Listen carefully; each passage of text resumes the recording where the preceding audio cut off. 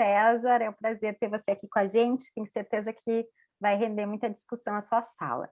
Então, o professor César Baio, ele é doutor e mestre em comunicação e semiótica pela PUC São Paulo. Em 2010, realizou um estágio sanduíche no Wilhelm Flusser Archiv, e entre 2017 e 2018 desenvolveu pesquisa de pós-doutorado como artista pesquisador residente do IDAT, e é cofundador do programa de pós-graduação em artes da Universidade Federal do Ceará. Então, o César vai falar para a gente um pouquinho sobre, deixa eu achar aqui a fala dele, poéticas pós-antropocêntricas, arte, ciência e formas de existência não humanas. O César vai falar em torno de 40 minutos e depois a gente vai abrir para o bate-papo e para a conversa e as questões de vocês. Vão anotando aí, então. César, com você, a palavra. Boa tarde a todos e a todas. Bom, é um prazer enorme estar aqui. Gostaria de agradecer muito ao convite para participar desse evento que está cada vez maior, cada vez ganhando mais importância aí no cenário brasileiro. E é muito bacana estar aqui. Obrigado ao Pablo, obrigado a Débora por estar aqui também nessa mediação, obrigado a todo mundo que está aqui assistindo. Vou começar compartilhando aqui minha tela.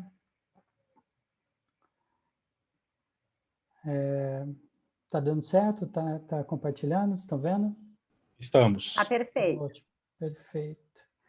Então, deixa eu só organizar aqui as telinhas. Pronto. Bom, meu nome é César Baio, eu sou do Instituto de Artes da Unicamp, coordeno o Laboratório de Artes, Conhecimentos e Tecnologias Desviantes da Unicamp e sou parte do coletivo de arte César Lois, junto com a Lucy HG Solomon. E hoje eu vou falar um pouco sobre as questões que surgem no contexto do antropoceno, especialmente as discussões em relação ao surgimento de poéticas e de pensamentos pós-antropocêntricos, ou seja, que colocam em questão a centralidade do ser humano em relação a outras entidades vivas e não vivas. Então, a gente vai estar falando de tecnologia, mas também vai falar de biologia, de outros seres vivos e de sistemas vivos na Terra. Eu queria começar a apresentação mostrando um trabalho do Lia Yang. Esse é um trechinho curtinho, na verdade, de um vídeo que ele tem, feito com alguns dos seus estudantes. E esse vídeo foi feito no Ártico, numa região praticamente inabitável, onde existe esse porto marítimo chamado Murmansk, né, na Rússia. E o que ele fez foi, ele se auto-intitula um arquiteto especulativo, então ele criou esse trabalho como uma abordagem especulativa de um futuro, né, de um futuro onde não há mais humanos nesse porto, né? Vou rodar aqui mais uma vez enquanto eu apresento o trabalho. Então, deixa eu só tirar o áudio. Então, ele faz uma abordagem pós-apocalíptica inspirada na crise climática disparada pelo antropoceno, que está diretamente relacionada com a forma de produção de imagens escolhidas pelos artistas, né? Então, a tecnologia que eles usam para fazer muitas das imagens que a gente vê aqui na tela é uma tecnologia baseada no LIDAR, né? É um radar de luz, né? É um radar de luz, de laser, né? Um radar que escaneia todo o seu redor com esse sistema laser e cria essa imagem, essa nuvem de pontos. E ele tem usado essa tecnologia há muito tempo. Ele foi o artista que criou o primeiro filme de curta-metragem só com essa tecnologia. e tem usado essa tecnologia para fazer comentários justamente sobre as questões da técnica, as questões relacionadas à nossa relação com a técnica e, no caso desse filme, com a natureza também. Então, esse é o ponto central dessa nossa fala hoje, a relação entre o homem natureza e o homem técnica. E aí a gente está usando esse termo homem, por enquanto, mais para frente a gente vai falar um pouco dele, né, como um termo historicamente contextualizado, né? Mas a gente pode discutir isso hoje como humano-técnica, humano-natureza. Então, o que ele coloca aí é que, nesse cenário que ele cria, restam apenas a natureza e a tecnologia. O humano está fora da equação, né? Esse trabalho, vocês podem ver, né? A gente vê cenas do Ártico, né? Captados com câmera e captados com lidar. Desculpa, Oi. que não parou de passar o vídeo, tá? Não sei se você está passando. Eu vou rodar aqui mais um pouco. Eu achei que era no meu, Pablo. Que bom que você falou. Não, é que acabou o vídeo, mas é o mesmo loop que eu estou repetindo, né? Só para vocês verem novamente essas imagens de lidar, né? E as imagens de câmera. Então, é esse lugar desértico, aonde essa voz robótica fica chamando os seres humanos, né? Olha, vocês estão aí, eu ainda estou aqui, eu ainda estou trabalhando. E ela fica falando eternamente, e o porto funcionando, porque é todo o sistema automatizado, então chega navio, descarrega, sai navio carregado, né? Tudo de maneira automática, mas essa voz está o tempo todo falando, né? Então, esse trabalho, ele fala de duas coisas importantes nessa apresentação. Por um lado, as implicações das tecnologias no mundo em que a gente vive, né? E o impacto dessas tecnologias tanto na experiência de existência individual, quanto na organização que a gente tem em nossa sociedade, nossa economia, nosso sistema político, né? E, por outro lado, a emergência do antropoceno, né? dessa crise ambiental, do aquecimento global, que coloca em risco a própria espécie humana, como também centenas de outras espécies, né? Então, eu queria fazer uma referência aqui à fala do Yussi Parika, né? Logo no primeiro dia do evento, onde ele vai falar sobre toda essa cultura visual que se estabelece fora do campo de visão humana, né? Então, ele vai perguntar, né, como lidar com os processos decisórios, como lidar com essa cultura visual que está fora do campo de visão humana, né? E eu queria recolocar essa questão, que eu acho que essa questão ela passa pela cultura visual, mas ela transcende o âmbito da cultura visual, porque é preciso se perguntar, na minha opinião, como lidar com os processos decisórios que derivam das análises dessas imagens por essas máquinas, né? Processos decisórios estes que determinam nossas vidas e que nem os programadores de tais sistemas conseguem compreender exatamente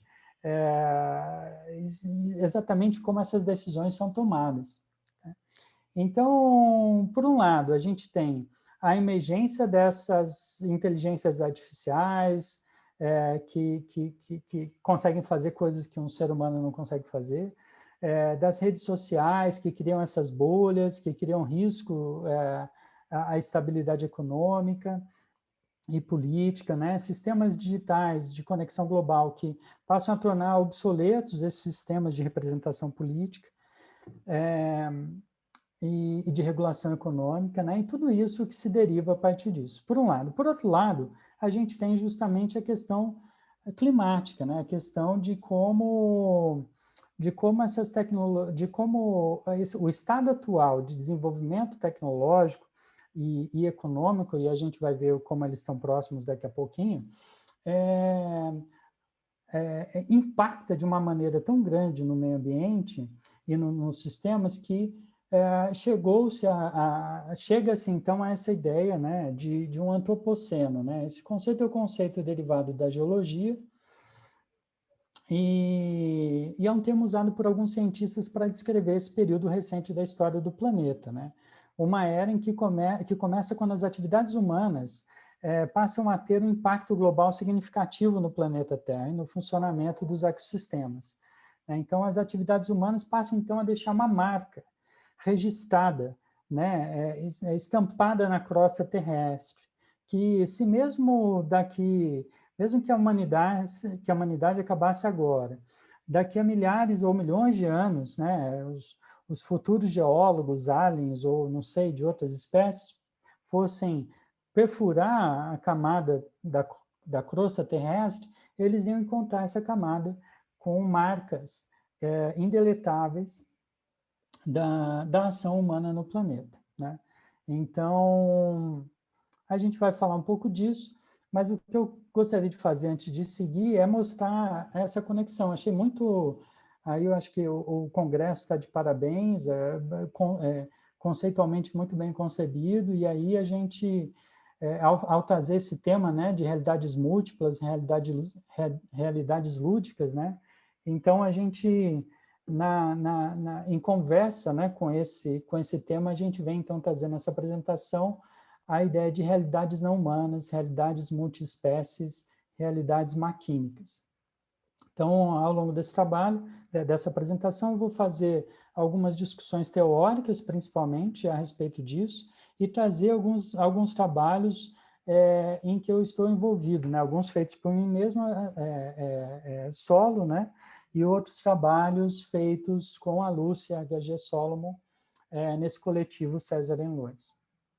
Então, voltando à questão do antropoceno, né? Muitos autores vão falar, então, que a ideia de um antropoceno, de que a humanidade, né? O antropo, a humanidade estaria provocando essas mudanças todas no planeta, não é justa, não é honesta, porque não se trata de toda a humanidade, né? Comunidades tradicionais, indígenas, né? E uma grande parte da população que não vive engajada diretamente na produção e acumulação de capital tem uma parcela de responsabilidade muito menor, ou não tem, em relação, principalmente se comparada com o poder, o impacto que o sistema capitalista tem no planeta. Então ele vai falar, né? Isso aí é uma citação do Jason Moore, que é um autor, um historiador da natureza, né? História da natureza, e também um ativista político do meio ambiente, né? Então ele vai falar: não há dúvidas de que o capitalismo impõe um padrão de violência sobre a natureza, incluindo sobre os seres humanos. Mas o capitalismo produz violência porque é parte de um repertório maior de estratégias para colocar a natureza para trabalhar. O capitaloceno, né, o termo que ele cria, não se refere apenas a um sistema econômico e social. Capitaloceno significa o capitalismo como um modo de organizar a natureza. E isso é muito legal de compreender, essa ideia de que o capitalismo é um modo de organizar a natureza. Porque isso conecta tanto a técnica e a ciência, né, quanto a relação que a gente tem com a natureza. Tudo isso dentro de um projeto de poder que está inscrito e do qual deriva o capitaloceno. Então, a gente vai falar um pouco desse projeto de poder também em relação a um modo também de imaginar a arte, de pensar o papel da arte nisso e discutir o papel que a gente tem diante dessa situação, né? Porque a gente não pode esquecer que a arte ela também se fortalece na modernidade como uma ideia circunscrita nesse projeto de poder, né? Então, ela aparece como uma marca da expressão de um ser superior, de um ser divino, né? Um ser quase divino, né? A criação e a criatividade, a inventividade artística, por muito tempo esteve associada a isso, né? Reforçando essa ideia do antropocêntrica, né? Então, a pergunta que a gente faz é: pode a arte não ser antropocêntrica? como a arte poderia superar o antropocentrismo? Né? Acho que essas são questões que, enfim, eu não tenho nenhuma pretensão de realmente respondê-las, né? Mas elas são questões que servem de ponto de partida para a gente discutir, né? Então, eu queria passar aqui para essa pontuação de que esse antropoceno, aí, voltando ao que eu falei no início, né? Esse antropoceno não significa um ser humano qualquer, ele significa um ser humano branco, né? Ele é um branco e de origem europeia, né? Não é só uma transformação, esse capitaloceno não é só a transformação radical dos modos de produção, distribuição e comércio, mas, sobretudo, no modo de ver e compreender a natureza, através do interesse do capital. Então, isso é o que o próprio Jason Moore fala, né? Então, aí falando, trazendo mais um pouco do Jason Moore, né? Esse conceito, e aí estou citando ele, este conceito de externalização da natureza, no entanto, inclui muitas populações de não brancos e mulheres, né, na natureza, né, nessa ideia de natureza como externa. Então, esse projeto objetifica muitas populações não brancas e as mulheres, né? E voltando a citá-lo, né? Provavelmente a maioria dos humanos foram excluídos da ideia de humanidade. Se você transforma a natureza em objeto, você a transforma em um conjunto de coisas baratas. Você pode usar mão de obra barata, comida, recursos naturais, energia, minério, de todo o planeta, para dar suporte a um projeto de acúmulo de capital e industrialização. E aí, o Nicholas Mirzoff, ele vai falar, o antropoceno não é a cena não é antropoceno, é a cena da supremacia branca, ou a linha divisória geológica da cor. Né? Bom, nas minhas pesquisas mais recentes, eu tenho discutido muito essa questão do pós-antropoceno, de uma crítica pós-antropocêntrica, a partir da análise das formas de representação. Então, eu chego nessa ideia de um mundo tripartido, né? Um mundo onde há uma divisão ontológica entre o ser humano e a natureza, por um lado, e o ser humano e a técnica, por outro. Então, essa divisão não é por acaso, né? Segundo tal concepção, o ser humano emerge a partir dessa dupla exclusão, né, ao longo da modernidade, que está codificada no valor fundamental, de acordo com com o modo como são pensados os mecanismos de representação modernos, incluindo aí todas as imagens técnicas da fotografia ao computador, e algo que tem as suas raízes, é claro, no Renascimento, né? Então, esse modelo já estaria inscrito na máquina de perspectiva na perspectiva artificialis, né, elaborada conceitualmente pelo Alberti, Leon Battista Alberti, e na máquina de perspectiva inventada pelo Drey, em tantas máquinas, né, que ele criou, aí que foram criadas também por outros artistas, principalmente do Renascimento para frente, né? Então, a própria ideia de perspectiva, né, ajuda a gente a entender isso, né? A perspectiva tem o significado de olhar através de. Ela é derivada do termo em latim perspsere, né? Pers, através, spsere, olhar para. Então, sempre todo modelo de representação está baseado nessa concepção que pressupõe a divisão entre um sujeito, o mundo, e no meio desses dois, um intermediário, né? Um entremeio, né? Justamente esse conjunto de técnica que a gente concebe como técnica, né? Mas a gente pode falar de tecnologia e de ciência, né? Ou tecnocientífico, né? A partir de uma elaboração criada ao longo da modernidade, né? Então, esse modelo materializa uma forma de representação que concebe esse mundo tripartido, né? Então, todo mundo passa a funcionar dessa maneira. Então, apesar dessa máquina de Duret estar localizada lá no Renascimento, acho que adiantei muito. Essa mesma lógica, se estabelece na ontologia também da fotografia, do cinema, de muita coisa que é discutida no campo das imagens computacionais, mas a gente não pode acreditar que essa ideia seja parte de qualquer essência dessas tecnologias. Mais do que algo inerente e inevitável nas formas de representação mediadas pela técnica, essa concepção se refere mais ao modo como nós entendemos essas tecnologias. Há uma ontologia clássica que concebe, teoricamente, essas práticas e essas máquinas. No seu... queria mencionar aqui o livro pioneiro aí do Arlindo Machado, né, que nos deixou, infelizmente, o ano passado, já deixando bastante saudade aí.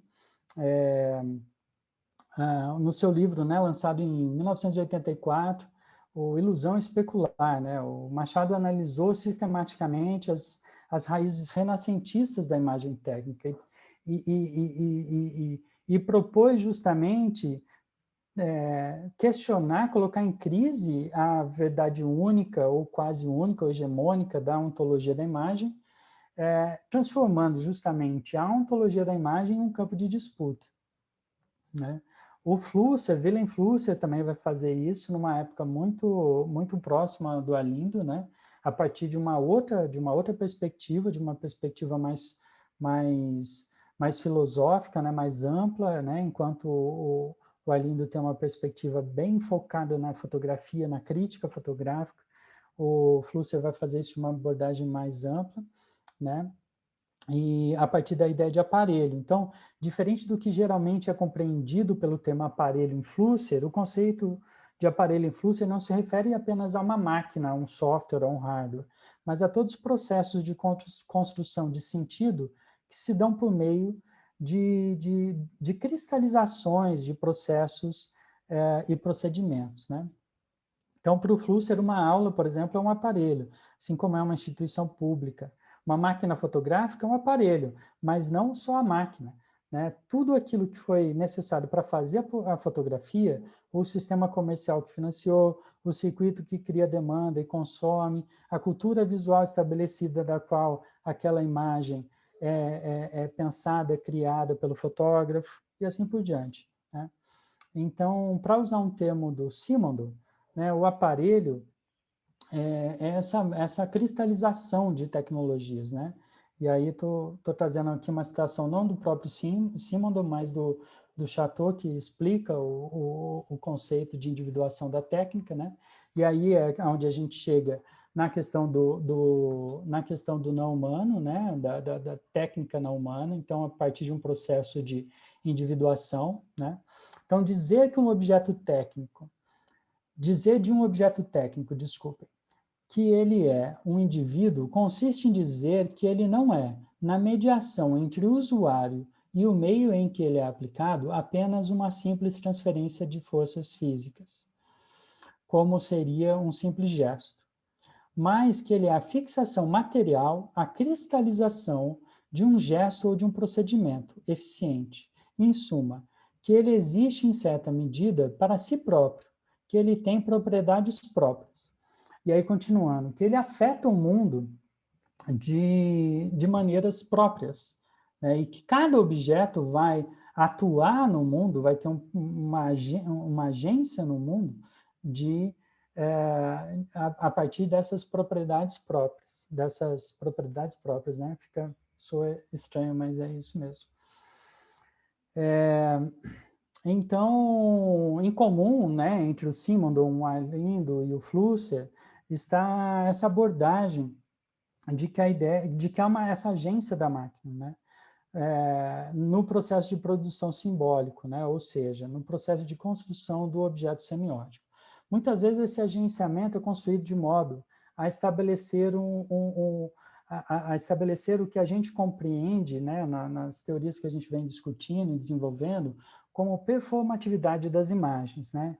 Então, pelo termo performatividade das imagens, eu me refiro a essa capacidade que as imagens têm, sempre tiveram, mas que no digital isso fica mais forte com a mediação digital, de captar informações do mundo e se adequar e se transformar essas informações para além das informações que refletem do objeto fotografado, né?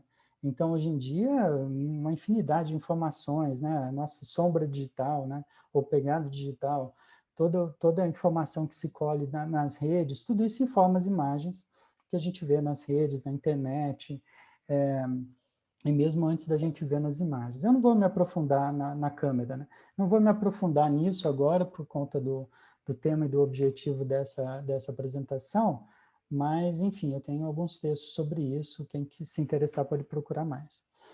Eu queria, enfim, eu acho que esse é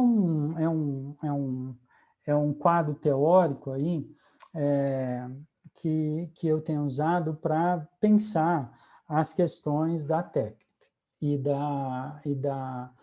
também da natureza, né?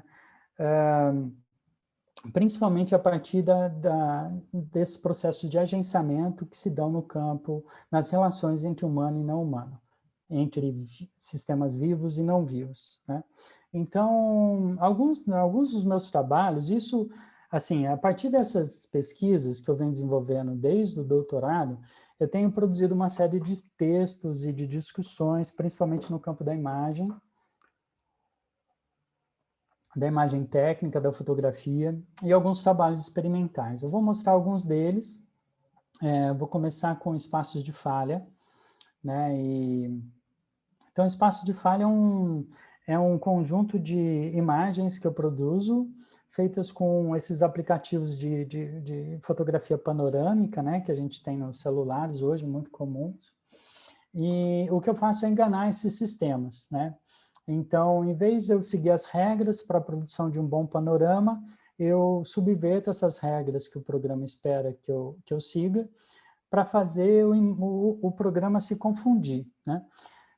E colar coisas no lugar errado. Então, essas imagens, elas são às vezes impressas, como nessa imagem que vocês veem, às vezes elas viram vídeo, às vezes elas são menores. Aqui atrás, acho que vocês podem ver aqui algumas menorzinhas. Mas, por exemplo, na produção aqui, né, na produção dessas imagens, por exemplo, eu transito ao redor do objeto e principalmente, né, saio desse ponto de vista único, crio pontos de vistas múltiplos, né? Uma vez que esses programas estão acostumados são criados para reproduzir justamente esses valores que estão embutidos nos sistemas de produção de imagem, que são baseados justamente na perspectiva renascentista, né? No ponto de vista único, na inserção de um sujeito que olha, né? De um ponto de vista único, com um ponto de fuga único. Então, eu vou colocando desafios para esses programas, né? Então, ele vai repetindo, vai colando coisas no lugar errado. Então, por exemplo, antes de... numa fotografia, não, é impossível existir uma parte sem imagem, né? Um vazio, né? Um buraco. E nessas imagens, o que mais tem são buracos, são coisas que não emendam, né? Então, para mim, essas imagens são resultados de uma disputa entre uma forma de ver que está programada na máquina e uma imagem que eu busco, que é uma imagem que não tem relação, né? Que desafia essa imagem programada inicialmente. Então, para mim, o processo é um processo muito parecido com o qual a pintura passou na modernidade, né? Só que diferente, por exemplo, do cubismo, né? O cubismo, quando um pintor cubista ele cria um quadro, ele pensa aquela imagem, né? Ele vai pensar se o nariz está para um lado, para que lado vai estar o queixo, de que ponto de vista o olho vai ser colocado. E eu acho que, atualmente, diante desse contexto que eu expliquei para vocês, não faz sentido para mim fazer uma imagem no Photoshop, né? Então, ou sei lá, em qualquer outro editor.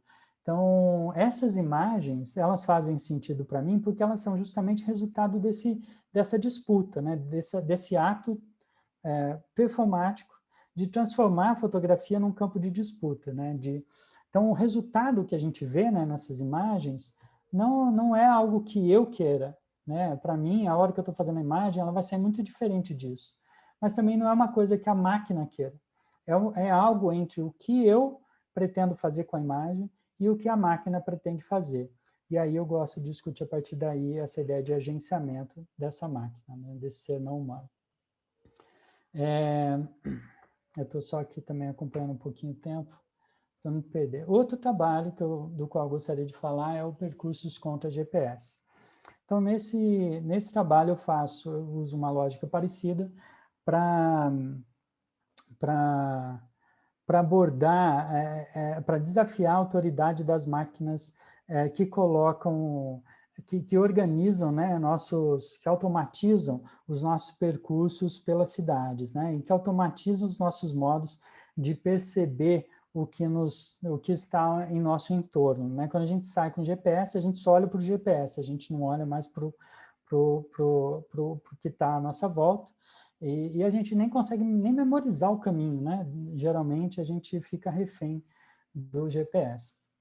Então o que eu faço, eu coloco um ponto de partida e um ponto de chegada no GPS, só que é uma ação performática, então eu tenho uma regra, que não seguir nenhum dos comandos que o programa dá para me guiar.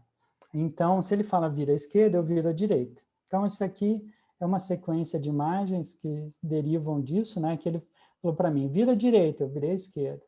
E aí vou para frente e falar, continua reto. Eu, em vez de continuar reto, eu viro. E assim vou refazendo esse circuito, né?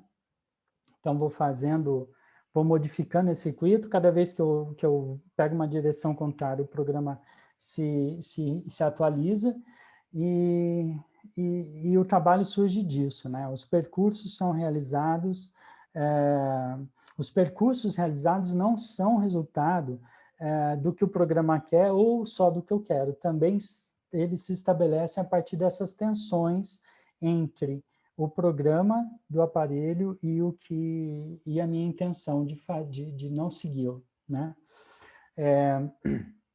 Então, esse trabalho, ele gera uma série de gravuras, um vídeo no qual eu converso comigo mesmo, ouvindo esse programa, né, tentando achar estratégias, né, para não cair em loop, porque às vezes você cai em loop no circuito da cidade, né, tendo que voltar. E então esse vídeo narra esse processo todo. E, bom, enfim, antes que vocês me perguntem, eu nunca consegui chegar no lugar em que eu programei para chegar. Mas, em minha defesa, eu tenho que falar que também o programa nunca conseguiu me segurar por mais de 30 minutos. O programa simplesmente, ele bloqueia, ele quebra, ele faz a egípcia, ele finge que não é com ele, e ele pede para eu entrar com um outro destino. Então,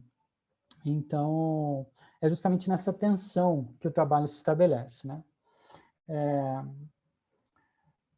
Então, em ambos trabalhos, eu lido com as tecnologias de uma perspectiva não instrumental. Não estou usando a tecnologia como um instrumento do meu querer, né? Como um gesto, como de transferência de forças, né? Como é, por exemplo, o martelo na mão de quem está pregando um prego, né?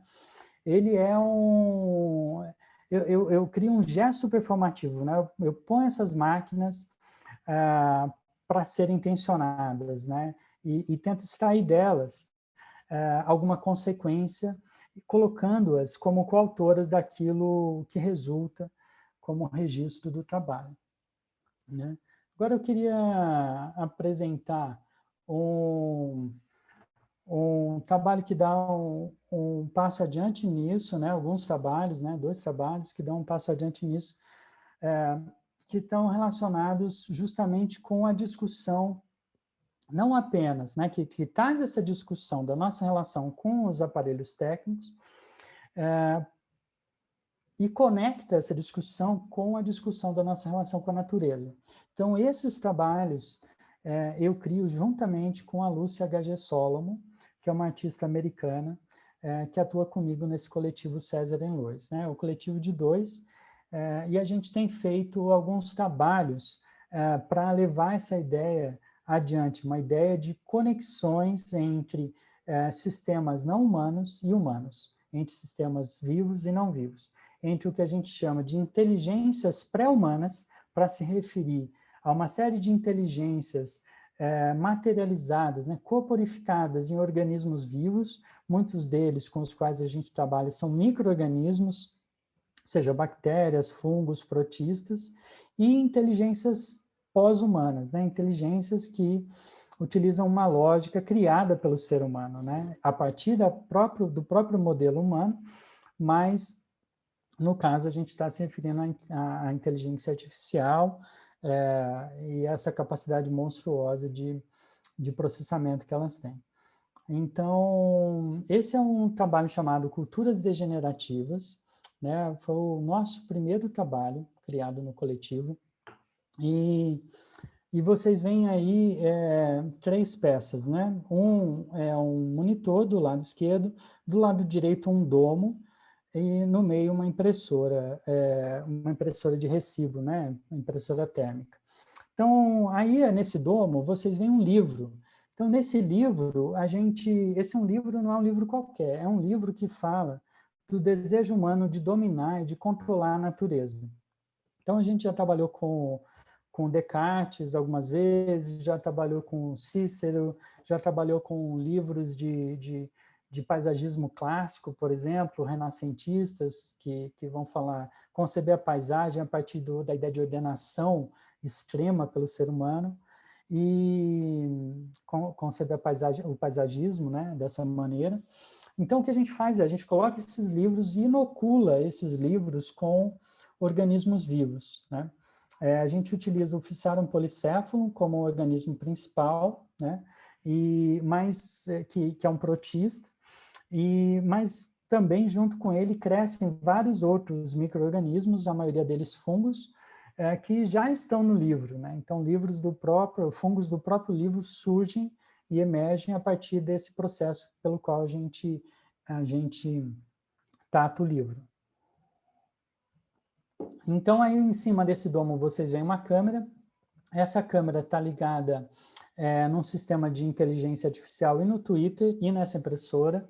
Então, essa câmera vai lendo uma estrofe, aí, uma sentença do livro, né, e que é uma referência do livro, e a gente vai tweetando isso conforme o micro-organismo cresce, né? O próprio micro-organismo, então, twitta, né? E conforme ele twitta, ele vai crescendo sobre esse livro e vai tampando uma palavra, vai tampando uma letra, depois uma palavra, depois, às vezes, uma parte grande da frase, e essa frase vai começando a perder sentido. Eu vou mostrar algumas frases para vocês mais para frente. Esse sistema e essa câmera mandam informação para esse sistema digital que vocês veem à esquerda. Então, esse sistema digital que aparece nesse monitor é um fungo digital. Um fungo digital programado para procurar na internet textos que tenham a mesma intenção predatória em relação à natureza que tem o texto do livro.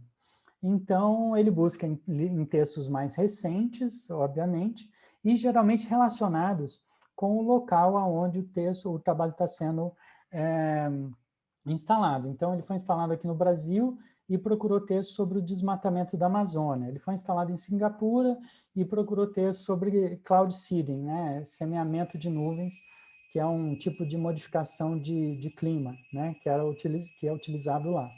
Então, esse sistema de vida artificial, de inteligência artificial, busca na internet traz esses textos para instalação e corrompe esses textos também. Aqui vocês veem um detalhe do micro-organismo, esse amarelo bonito, né, crescendo sobre o texto. E aqui o sistema digital, né? Também, então, cada letra dessa frase é espalhada num lugar, é colocada num lugar da tela, e esse organismo digital amarelo vai crescendo e cada vez que ele atinge uma letra dessa, ele consome essa letra some do texto. Então, aqui a gente tem um exemplo do que acontece com o texto do livro, né? Então, Eu estou chegando agora a 40, se não me engano, eu queria pedir só 2 minutinhos para eu concluir esse e apresentar rapidinho o próximo, acho que 3. Pode ser? Pode sim. Legal, Só te obrigado. avisei porque você pediu. Ah, não, obrigado. É para avisar mesmo. Eu só vou concluir agora, estou no finalzinho mesmo. Então, aqui eu queria só mostrar esse exemplo. Esse daqui é um registro da sequência de tweets que foi feita, né, pelo micro-organismo. Se vocês tiverem no Twitter, uma conta no Twitter, vocês podem procurar @HelloFungus, né? Hello Fungus. E aí vocês vão achar os registros das últimas vezes que a instalação foi montada. Então, aqui é um exemplo. O texto original é: em todos os usos para os quais são próprios, e assim nos tornar como que senhores e possuidores da natureza. É o que é de desejar. E aí o fungo começa a crescer, começa a tirar palavras, e isso vira: os usos para os quais próprios nos tornar da natureza. É que? E nos tornar usos para da natureza é. E nos tornar usos para a natureza é. Os usos para os quais são próprios e nos tornar senhores e possuidores da natureza. Aí começa a voltar. Usos para os próprios e nos tornar da natureza. É que? Usos para os quais são senhores e nos é que? Os usos para os quais são próprios, senhores e possuidores da natureza. Os usos para os quais são próprios e senhores e possuidores da natureza.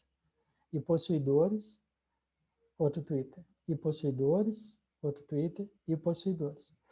Então, isso vai sendo impresso também naquela impressora digital ali que a gente viu, enquanto o fungo digital está também buscando texto na internet. Então, essa aqui é uma sequência do mesmo processo, só que esse feito pelo fungo digital. Então, embora a gente possa falar que é um processo sem razão, né? que esses fungos crescem sem razão, a gente não pode dizer que eles crescem aleatoriamente. Né? O fungo, aí eu estou falando do fungo orgânico, ele cresce de acordo com uma lógica que é própria, uma lógica aprendida ao longo de milhões de anos, que é organizada por informações químicas, por informações que fazem com que esse fungo tenha sobrevivido e se desenvolvido ao longo desses milhares e milhões de anos. E aqui esse último trabalho, mais rapidamente, que é o Thinking Like a Mushroom, pensando como um cogumelo, também do nosso coletivo, aonde a gente cresce esses cogumelos em livros, né? Alguns desses livros clássicos de filosofia, né? Então a gente cria esses fungos aí e tem uma meditação. O trabalho tem uma instalação com vários objetos, né? Vários livros com os quais a gente trabalhou. Tem alguns dentro do domo, né? Assim, aqui essa outra imagem novamente. Mas aí tem uma meditação, também tem uma meditação guiada, onde você coloca o fone e você começa a ouvir uma voz pedindo para você fechar o olho e seguir essa meditação. Então, nessa meditação, esse aqui é um trechinho pequeno dessa meditação, né? A gente pergunta, né? O fungo está lendo Platão ou Platão está lendo o fungo? Qual deles representa conhecimento? O cogumelo ou o livro? O que é conhecimento e quantas formas de conhecimento existem? Bom, enfim, com esse trabalho eu gostaria de encerrar essa apresentação.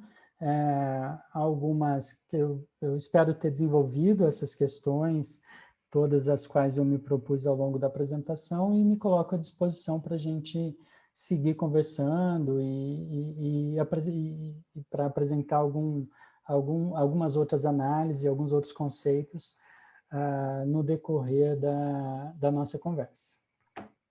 Muito obrigada, professor César. Achei que foi uma excelente fala, assim, despertou em mim vários impulsos criativos aqui enquanto você falava.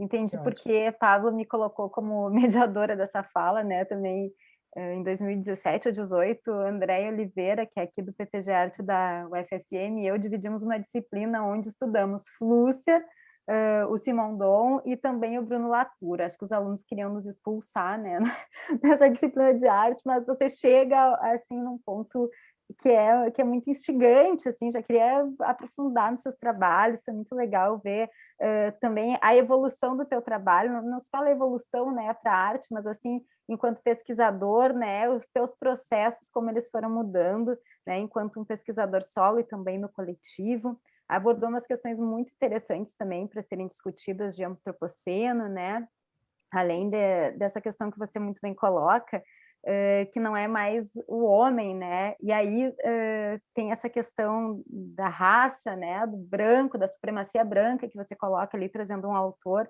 mas além disso é o homem, né? A mulher, são as minorias, são as cores, são, enfim, vários fatores, né? Que acabam nos despertando, assim, inclusive para uma autocorreção de quando a gente vai falar, né? Eu vejo uma série de escritas e até em TCCs, dissertações, né, posicionando como o homem, né, no centro. E, na verdade, é o ser humano, né? Somos as mulheres, LGBTQIA, enfim, e todas as pessoas, né, que fazem parte disso. E aí você coloca a bomba do capitaloceno ali, né, que é capitaloceno? Capitalismo-oceno? Capitaloceno, eu acho, né? Capitaloceno, isso. Capitaloceno. Então, achei extremamente interessante e pertinente para a gente discutir o momento pelo qual estamos passando agora, né, onde os negacionistas falam que não existe nada disso de desmatar a Amazônia, né, de aquecimento global, negam a tudo isso, e eles são apenas 3% dos pesquisadores, e como é que ganhou, né, uma dimensão tão grande, né, com desmatamento, com todo mundo se apropriando assim devidamente da natureza, né? Nos últimos 30 anos a gente desperdiçou quase todos os nossos recursos aí, 70% dos nossos recursos. Então, assim, eu tô comentando algumas coisas da tua apresentação, fiquei super curiosa para interagir com esses trabalhos, né? Esse dos fungos, então, achei muito bonito esteticamente, né? E assim, tem uma questão que fecha com aquele início da tua fala, né? Que começa lá com a natureza e com os objetos que são técnicos e que são humanos e que também são naturais, né? Não humanos. Então, por isso que aqui inseriu o Bruno Latour na discussão. Mas, assim, o que eu acho que é muito legal de perceber na tua fala, que também foi levantado por um dos comentários aqui, é a questão de que a tua relação ali, quando tu coloca a relação com o cubismo, né? Que os cubistas queriam fazer, eles escolhiam a posição do rosto, né? E alguém comentou ali, eu acho que foi o Marcos André, né? É um Escher fotográfico, o Escher também queria propor isso, né? E no caso, você está articulando para manipular essa inteligência artificial. Então, aqui eu chego na nossa primeira questão, né, feita pelos congressistas aqui, que é a questão da professora Rosângela, não sei se é a professora Rosângela GM está colocada aqui, e daí ela vai falar assim, César, nesse caso, a desobediência consciente em relação ao que é ditado pelo programa GPS não funcionaria como um treinamento para a máquina? Agindo assim, você não estaria funcionando como uma IA? Então, essa é a questão, a provocação Boa dela. pergunta. Está invertendo, está subvertendo a subversão, Rosângela. Muito legal. Então, na verdade, como o que eu faço não é... Como o que eu faço não é tentar chegar mais rápido, né? Então, o meu objetivo não é tentar chegar mais rápido. Muitas vezes isso acontece, por exemplo, quando o GPS te dá uma linha, mas você conhece, você não gosta, sabe que aquele caminho é uma roubada, né? Ou porque ele vai passar por uma favela, ou porque ele vai passar por um lugar, né, perigoso, enfim, mencionei isso não por ser favela, mas está associada a um lugar perigoso. Ou vai passar, ou não tem passagem, né? Muitas vezes o GPS te coloca em umas vias que você sabe que você não pode virar ali porque é proibido. E aí você faz outra coisa. Então, nesse momento, o GPS está aprendendo com você, né? Porque ele, para um próximo usuário, ele vai dar esse novo caminho, né? Com esse outro percurso, e ele vai funcionar, o usuário vai ficar feliz porque ele cumpriu o papel, o programa cumpriu o papel dele. Agora, se ele estiver aprendendo comigo e usar o que ele aprender comigo com o usuário, com o próximo usuário, o usuário vai deixar de usar o GPS completamente. porque ele em vez de chegar naquele lugar, ele vai chegar lá, no outro, né? Ele vai chegar no lado oposto. E eu, como eu falei, eu tento chegar no objetivo, né? Eu tento chegar no ponto final, só que eu nunca cheguei. Então, nenhum programa, né? É claro que ele está contando, considerando isso para aprender, né? Mas ele não vai usar isso como modelo, não. E se ele usar, na verdade, é meu objetivo até, né? Eu acho que eu fico feliz se ele usar, porque daí as pessoas vão falar, não, peraí, mas eu estou querendo ir para lá, ele está me mandando ir para cá. Não estou entendendo isso. Eu achei muito legal essa parte, fiquei imaginando, assim, né, da subversão, né, que daí me parece que, assim, essas leituras do Flusser você consegue colocar em aplicação, assim, imagina, já ouvi você falando e ouvi o Flusser falando, né, a Marília Bergamo até falou, que legal essa leitura do Simondon também, adorei, mas, assim, eu fiquei imaginando que você não deve mais aguentar o GPS falando, reconfigurando rota, Ah, é. porque é o tempo inteiro, assim. Então, eu acho que é muito, muito bacana essa provocação que você coloca e como exibe isso, né? Então, também a minha provocação é você exibe isso com vídeos gravados, com as imagens, né? Que eu não vi ao vivo o teu trabalho, né? Apareceu ali acho que um GIF, né? Da montagem dos caminhos, assim. Como é que você exibe isso? É um desafio, né, a exibir isso. O jeito que eu achei de mostrar esse trabalho foi fazendo um vídeo. Então, né, antes do vídeo, eu tenho umas gravuras digitais que eu apresento numa série de 6, então com os percursos se reconfigurando, né, a partir dali. Né, que, enfim, é claro que não é o print do programa, né, mas ele mostra o circuito, esse percurso se reconfigurando. São as últimas imagens que eu mostrei. E depois isso vira um vídeo, né? Então, esse vídeo é uma animação desse percurso, né, feito em linhas vetoriais, e com a minha voz, né, com o registro que eu fiz da minha voz e do GPS, com a gente disputando ali. Então, a pessoa pode ouvir esse áudio e acompanhar esse percurso, que inicialmente é um percurso para ser feito em 5, 6 minutos, ele dura 30, e eu não chego, né? Então, ele vai se estendendo, né? Ele também coloca em questão, porque junto com isso, né? E isso é importante falar. Eu acho que essa questão, essa ideia, né, do Simondon como da tecnologia como a cristalização de uma série de coisas, de valores, de processos em uma máquina. E depois, quando a gente pensa, em vez de uma máquina técnica como um aparelho, né, a partir do Flusser, que extrapola a própria máquina técnica, a gente vai ver que, na verdade, o GPS, a gente vai considerar o GPS como aparelho, ele não é só o celular, não é só o programa, ele é toda essa lógica, né, programada nele, da eficiência, né, de chegar o mais rápido possível, né, de combater a todo custo a errância, né? E, ao mesmo tempo, de organizar a economia da atenção, né? E centralizar isso na tecnologia, na tela, né? Mais tempo de tela que você tem. Então, essas discussões, elas não estão ligadas só a uma máquina ali, né? Ali ao dispositivo do celular e tal, mas sim a todo esse aparelho que organiza essa forma de atenção, né? Então, o que eu tento colocar em questão nesses trabalhos é, de fato, nossos modos de ver e a nossa economia da atenção, como isso tudo está organizado pelos aspectos não físicos, mas materiais desses aparelhos. Materiais não porque tem uma massa física, mas porque eles dão forma ao que surge desses aparelhos como objeto semiótico.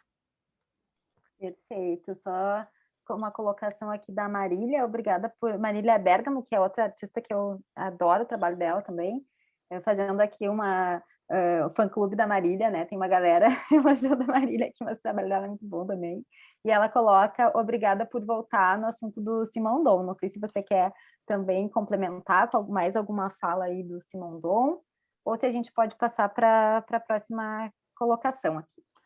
Então, eu acho que justamente reforçando isso, né, assim, essa ideia de individuação da máquina, né, do Simondon é muito importante. Depois o Deleuze vai desenvolver isso e extrapolar isso, né, para um outro contexto, mas essa ideia da máquina como essa cristalização de uma série de processos é importante. Né? Agora, esses processos não cristalizam somente numa máquina aqui, né? Assim, hardware, esses processos se cristalizam em leis, se cristalizam em condutas, se consolidam em protocolos sociais, se consolida em estéticas, né, hegemônicas, né, que se tornam hegemônicas com essa cristalização. Então, eu acho que essa discussão do objeto ela é muito importante para disparar todas essas questões que ultrapassam, ou que não ultrapassam, mas que no sentido de deixar a questão do objeto obsoleto, não é isso, mas de mostrar que as materialidades desses objetos se amplificam para muito mais do que simplesmente a dimensão física deles. Ótimo. O Marcos André Pena Coutinho cita aqui: o Turing tentou resolver os problemas de propagação de colônias de fungos nos primórdios da computação em 52, no seu trabalho The Chemical Basis of Morphogenesis. As suas imbricações entre fungos e fungos digitais é algo muito bacana, é uma colocação. E a Mari Moura: acho muito importante, como César destaca, a importância da performance da interação humano-máquina como ação artística que da qual deriva as criações apresentadas como obra. É interessante também você ter trazido o Arlindo Machado para a discussão, né? E bom lembrar aqui de toda a sua representação, né, para a arte e tecnologia brasileira. Não sei se mais alguém tem questões para fazer. Eu vi que o Marcos André Pena Coutinho colocou aqui: dispositivo, déspota mais positivo, risadinhas. A Marília aplaudiu. E não sei se você quer fazer mais alguma intervenção, ou Pablo. Eu posso responder aqui o Marcos? Com certeza. Muito bacana lembrar do Turing, Marcos. Essa iniciativa dele eu não conheço a fundo, mas eu sei dela. É uma das coisas que eu preciso estudar, voltar, né? As quais eu preciso voltar. Agora, realmente, a comunicação química desses organismos, assim, a complexidade do modo como a biologia considera isso signaling, né? Sinalização, né? A sinalização química desses micro-organismos, né? Formigas, fungos, é uma complexidade, de uma complexidade muito grande. E só para dar um exemplo, né, esse fungo mesmo que não é um fungo, é um protista. Esse protista que a gente utiliza, que é o Physarum polycephalum, ele é considerado por muita gente no meio científico como um organismo inteligente, ou mais inteligente até que os outros. Por exemplo, ele é capaz de resolver labirintos, achar saída de labirintos, ele consegue, uma vez colocaram ele para crescer, eles pegaram um mapa de Tóquio e colocaram um ponto de comida em cima de cada cidade da região metropolitana de Tóquio. E colocaram esse organismo para crescer. Quando ele cresce, ele conecta os pontos de comida de uma maneira super otimizada. Então, essas conexões que esse micro-organismo criou sobre o mapa da região metropolitana de Tóquio era tão ou mais eficiente que as conexões criadas pelos engenheiros através dos circuitos de trem. Né? Fantástico. E legal, Mari Moura, ela destaca a questão da performance, né? Pois é, eu logo no começo, né, quando eu comecei a realizar esses trabalhos, o Imagem de Falha, por exemplo, em 2014, eu não tinha me atentado, eu demorei ali uns 6 meses para me ligar que eu estava fazendo performance. né? Porque até então eu estava fazendo imagens, como um fotógrafo, né? E aí que eu fui entender que eu estava fazendo performance. E que é uma performance específica, porque eu não, ao contrário de quem faz performance com tecnologia, eu não estava acoplando sensores no corpo para mudar a imagem, outra coisa, com trabalhos que eu gosto e admiro e respeito muito. Mas eu estava fazendo uma performance com tecnologia de uma outra maneira, né? Essas tecnologias que são triviais no nosso cotidiano, eu estava jogando contra elas, né? E isso eu acho que é uma marca mesmo desses trabalhos. Muito bom. Pablo levantou a mão, quer fazer alguma consideração e ir para os encerramentos? Isto, Na verdade, bom, eu estou aqui angustiado, não é nem por causa de tempo só, né? Porque o Daniel já está conosco aí para performance, mas eu estou angustiado mesmo, é porque é aquela situação, né? Eu quero intervir, quero falar, quero fazer colocações aqui, e no final, opa, tá pegando aqui um pouco a luz aqui em cima. E quero fazer colocações e não consigo. Mas eu fiquei feliz porque a Débora entendeu o motivo da proposição. Eu esperava que poderíamos ter mais tempo, na verdade, e poderíamos aprofundar as discussões, porque o César é um dos autores da vídeo performance das moscas transgênicas. Não é isso, César? Estou errado? Estou certo? É um trabalho que eu supervisionei, né? Ah, sim. O primeiro autor é a Fabiola, né, Fonseca, e eu supervisionei e colaborei com o trabalho. Ela será exibida, inclusive, aqui durante Legal. o streaming. A Fabiola também tem um trabalho incrível. Eu acho que eu avaliei esse trabalho, não avaliei, Pablo, comentei alguma coisa? Aí não era isso que eu queria, não. Já entregou o ouro. Mas, na verdade, é uma promoção Mas eu não sabia, não.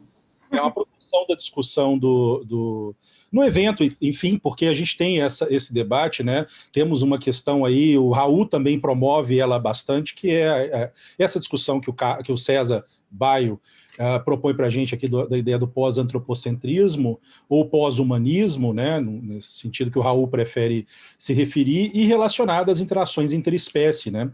Tanto a Débora quanto eu, por motivos vegetarianísticos, somos muito, muito a favor dessa discussão, né? Então, é algo que... E dá muito pano para manga, né? A gente ia acabar com a performance do Daniel aí até meia-noite, no mínimo.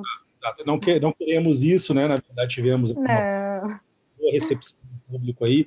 É óbvio, né? Eu falei aqui antes da gente começar com o César que é a primeira vez dele no evento, nesse sentido, mas os orientandos, né, como a gente sabe, já vinham participando, então foi um modo assim da gente formalizar já esse envolvimento já que nós temos aqui, e as discussões que nós já fazemos, que vai dos trabalhos, né, em blind review, já nas avaliações, como a Débora disse, já, mas enfim, então já vai desde as avaliações, mas vai além, né, até o momento público das discussões, e foi uma das questões, inclusive, que eu disse para a própria Fabiola, eu disse que a gente teria um momento para fazer essa discussão, caso, enfim, houvesse, né, necessidade de aprofundar nesse debate sobre as questões éticas e não sei o que e tal, que aparecem aí, né? Mas, de todo modo, eu gostaria só de agradecer mesmo ao César e à Débora por esta sessão. Ela é muito importante para a gente, ela é auspiciosa, pode ser que nós chegamos, Débora, à possibilidade da temática da próxima edição, né? Olha... Então, isso é interessante, a gente já, óbvio, eu falei que esse evento, eu acho que ele diz qual é o próximo, né, como dos outros anteriores, ele acaba sinalizando, a organização vai acabar discutindo isso, enfim, eu vou fazer algumas proposições, mas, e também se vamos conseguir realizá-lo, né, e como realizá-lo. Mas, de todo modo, a gente está aí com um público interessante acompanhando, e convido vocês aqui, né, vou finalizar aqui com vocês, agradecendo e convidando para assistir a performance ao vivo do artista Daniel Pinheiro, um artista que está baseado em Portugal, né? Vai daqui a pouco, né, iniciar, nós vamos fazer uma transição, como sempre. Amanhã também convido vocês para começarmos as sessões às 9h30, a sessão Narrativas Digitais, do grupo de trabalho 1, que é coordenado por mim, pela professora Lynn Alves, que é professora da Federal da Bahia, e é uma das coorganizadoras deste evento. Esta sessão será no Zoom, só que, e aí, essa sessão será no Zoom, ok, mas nós tínhamos também uma outra sessão, que seria do GT2, Poéticas Digitais, e infelizmente essa sessão foi cancelada. Então, nós não teremos esta sessão mais amanhã, né, às 9h30 da manhã. A gente está atualizando a programação, é aquela história das perdas que a gente disse, né, por causa da pandemia, enfim, mas mantivemos, porque os trabalhos foram aprovados, né, com avaliação cega, como a gente está dizendo, então acabamos mantendo, né, pelo menos a programação, os resumos, para que as pessoas, a comunidade deste evento tivesse consciência dos trabalhos, né, que foram submetidos, enfim, e aprovados. Então, agradeço todo mundo que assistiu até aqui, agradeço ao conferencista César Baio, professor da Unicamp, agradeço à professora Débora Gasparetto, da Federal de Santa Maria, e convido todo mundo a ficar por aí ligados para assistirmos à performance. Até já.